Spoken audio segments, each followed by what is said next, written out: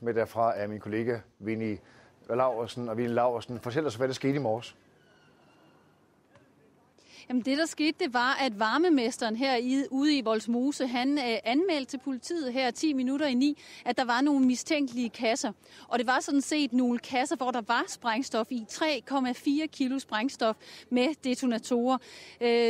Det er blevet ryddet, og det er sådan, at politiets teknikere har været herude. Der er ikke mere sprængstof i bygningen. Det blev fundet i et kælderrum i den bygning. Det skal jeg nok fortælle dig, hvis du lytter godt efter. Det blev fundet i et kælderrum i den bygning, som man kalder 13. etage.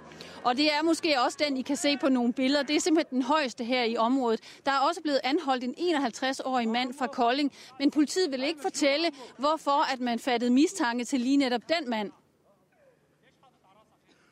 Jeg forstår så på det, at den hurtige anholdelse, så må der trods alt have været et eller andet element ved fundet, eller et eller andet signal, eller en eller anden kobling, der gjorde, at politiet ret hurtigt kommer på sporet, hvis det er ham, der har noget med det her at gøre i hvert fald. Det har været andet end selve sprængstoffet.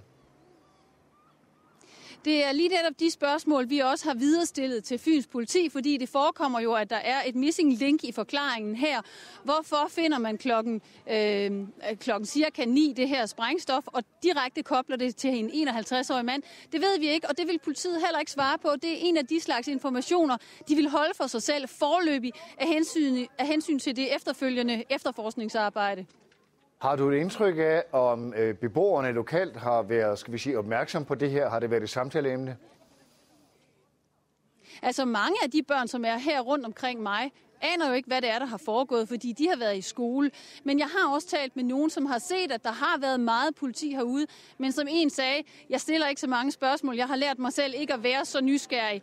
Andre, som jeg har talt med, har fået det at vide af os spurgt, fordi de spørger os, hvad laver I herude? Og synes selvfølgelig, at det er fuldstændig uacceptabelt, at man finder så meget sprængstof.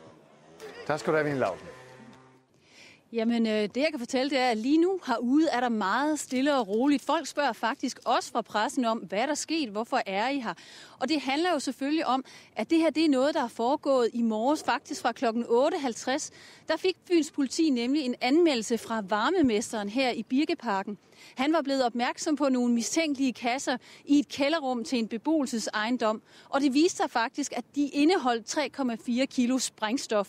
Siden der har man så tilintetgjort det her hunde, som er gennemgået bygningen, og man ved nu, at der er ikke mere sprængstof. Klokken 13.12, der var der en 51-årig mand fra Kolding, som blev anholdt, så man kan sige, det her det er noget, politiet ligesom har fejet rent, inden man har inviteret pressen indenfor på scenen. Der har været bombehunde, der har været politifolk herude, og lige nu er der sådan set forholdsvis fredeligt og roligt. Nu kommer der lige en larmende bil kørende forbi, men ellers fredeligt og roligt. Men når man så hurtigt, Winnie Laursen, kan anholde denne mand fra Kolding, du snakker om, så må der have været en eller anden klar forbindelse til en anden sag eller et eller andet fund på stedet. Lige nu der er der sådan set temmelig meget larm her omkring nogle unge mennesker, der kører omkring med knallerter. Så jeg skal lige bede dig om at stille spørgsmålet en gang til. Når man så hurtigt kunne anholde en mand, så må det ikke. Jeg kan se, at du har ikke ro derude. Vi er i Vollsmose. Jeg forlader dig lige nu, Winnie Laursen. Kan jeg få spørgsmålet igen?